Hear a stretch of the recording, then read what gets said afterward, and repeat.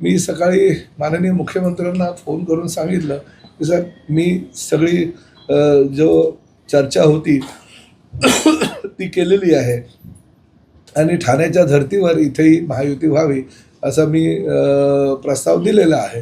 तर त्यांनी मला सांगितलं की ठीक आहे मी सांगतो म्हणून. त्यामुळे मला असं वाटतं की त्यांचा जो काय निर्णय आहे तो निर्णय 24 तासामध्ये देणं अपेक्षित आहे.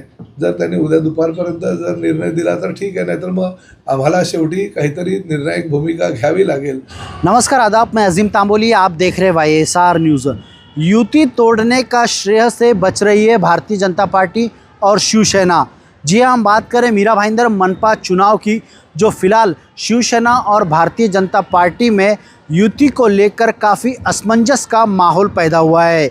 महाराष्ट्र राज्य के परिवहन मंत्री ने घंटों इंतज़ार किया मीरा भाईंदर शहर के विधायक नरेंद्र मेहता का, और कुछ ही समय में युति के निर्णय को लेकर उनको एक ऑफ़र डाली गई है विधायक नरेंद्र मेहता द्वारा। आज इसी संदर्भ में महाराष्ट्र राज्य के परिवहन मंत्री प्रताप सरनाईक ने एक पत्रकार परिषद ली, जिसमें उन्होंने मुख्यमंत्री देवेंद्र फडणवीस से फ़ोन द्वारा चर्चा की गई है। किस तरह की चर्चा थी और युति को लेकर उन्होंने किस तरह से अल्टीमेटम दिया, पत्रकार परिषद में परिवहन मंत्री प्रताप सरनाईक ने क्या कुछ कहा। मी त्यांना पहिलं विचारलं की मेहता साहेब, युती करण्याची आपली प्रामाणिक इच्छा असेल तर मग आपण पुढे जाऊया, आणि आपल्याला प्रदेशच्या नेत्यांचं पत्र आलेलं आहे, तर मी तुमचा काही जास्त वेळ घेणार नाही, परंतु तुम्ही सांगा आम्हाला काय तुम्ही देणार आहात. कारण शेवटी ठाण्याला आम्ही मोठे भाऊ आहोत, कारण शेवटी माझा मतदारसंघ 2 महापालिकांमध्ये येतो, एक ठाणे आणि मीरा भाईंदर.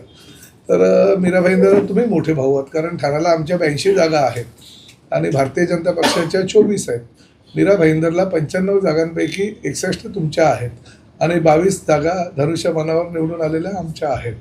त्यामुळे जी युतीची बोलणी ठाण्याला होईल तीच युतीची बोलणी ही मीरा भाईंदरला व्हायला पाहिजे. म्हणजे काही आम्हाला एवढ्या जागा द्या तेवढ्या जागा द्या असं करण्यापेक्षा, कारण आता वेळ नाही आपल्याला, 2च दिवस आहे म्हटल्यानंतर युतीची जी बोलणी आहे ती आपण ह्या लेवलला घेऊन येऊ की जे ठाण्याला होईल तसंच मीरा भाईंदरला व्हायला पाहिजे. कारण ठाण्याला आम्ही आमच्या स्वतःच्या सुद्धा जागा, म्हणजे आमचे 4 नगरसेवक आहेत, परंतु आम्ही काही त्या ठिकाणी अडचणी ज्या होत्या त्यावर मात करून त्यातले आमचे एक जागासुद्धा आम्ही त्यांना भारतीय जनता पक्षाला दिलेल्या आहेत. 24+ आम्ही देतो आहे. म्हणजे आज किंवा उद्या त्या बाबतीतला निर्णय उपमुख्यमंत्री एकनाथ शिंदे साहेब घेतील. म्हणजे आमच्यासुद्धा जागा आम्ही त्यांना देतो. त्यांनी 45ची मागणी केली होती, तेवढं नाही, पण अतिशय चांगल्या प्रकारे मान सन्मान ठेवून ही युती त्या ठिकाणी होईल असं मला वाटतं.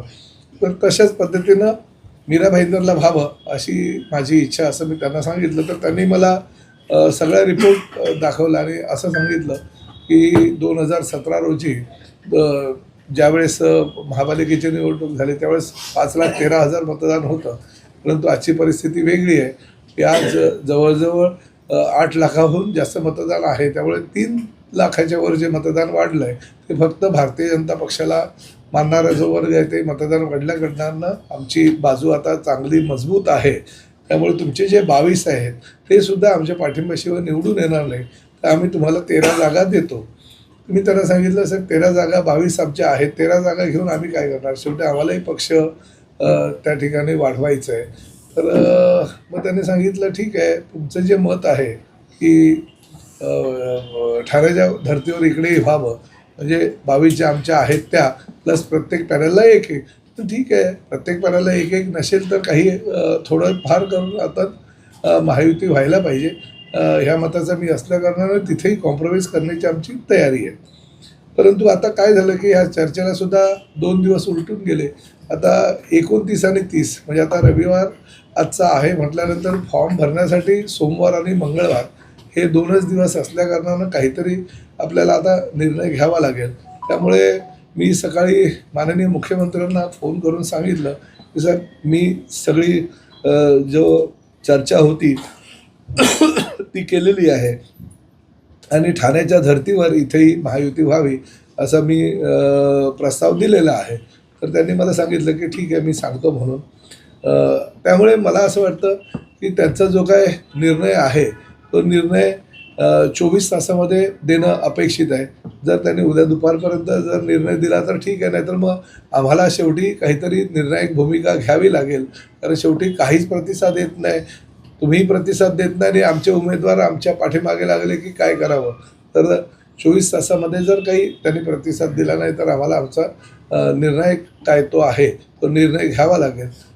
अशा पद्धतीनं मी आता त्यांना निरोप देतो आहे आणि त्यामुळे काय तो आहे तो पुढल्या दुपारपर्यंत निर्णय होईल. दुसरं महत्त्वाचं म्हणजे ते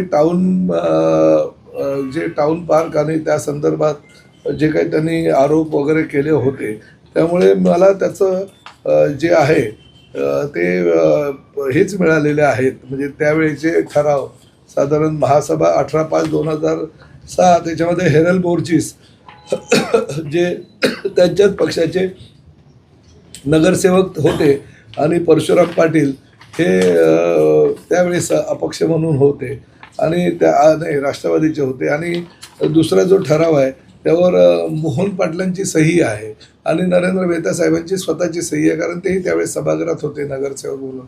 तर त्याच वेळेस त्यांनी काही विरोध केला असता किंवा हे जर झालं नसतं. 2004चा हा ठराव आहे. तर मला असं वाटतं की हे जुन्या काहीतरी गोष्टी आणायच्या आणि त्या आधी त्याची अटी शर्तीची पूर्तता करायची. कारण ते आमचा काय विषय नाही आहे. एखाद्या कार्यकर्त्याचं कुठलं काही जर कोणी महापालिकेनं त्यांना काही चालवायला द्यायचं असेल त्याचा आणि युतीचा काय संबंध आहे असं मला वाटत नाही. परत आमचे कार्यकर्ते जे दिले ते तुम्ही घ्या. आमचे 4 नगरसेवक जे तुम्ही घेतलेले आहेत ते तुम्ही आम्हाला परत देणार का, हा सुद्धा प्रश्न उपस्थित होतो. त्यामुळे ह्या सगळ्या विषयावर बोलण्यापेक्षा मला असं वाटतं की लवकरात लवकर त्यांनी 24 तासामध्ये हा जर निर्णय घेतला तर तेही मोकळे होतील, आम्हीही मोकळे होऊ आणि लवकरात लवकर आम्ही आमच्या उमेदवारांची नावं घोषित करू शकतो. ये थे महाराष्ट्र राज्य के परिवहन मंत्री प्रताप सरनाईक, जो जानकारी दे रहे थे कि उन्होंने 24 घंटे का अल्टीमेटम दिया भाजपा को युति के संदर्भ में. साथ ही साथ उनको विधायक नरेंद्र मेहता ने 13 नगर सेवकों के लिए टिकट दिया जाएगा, महायुति में उनको जगह दी जाएगी, इस तरह का उन्होंने प्रस्ताव भी परिवहन मंत्री के सामने रखा. अब ये तो आने वाले भविष्य में देखना होगा कि परिवहन मंत्री प्रताप सरनाईक की क्या भूमिका होगी युति को लेकर और भाजपा क्या फैसला लेती है. आप देख रहे थे YSR न्यूज़ में अजीम तांबोली, मीरा भाईंदर.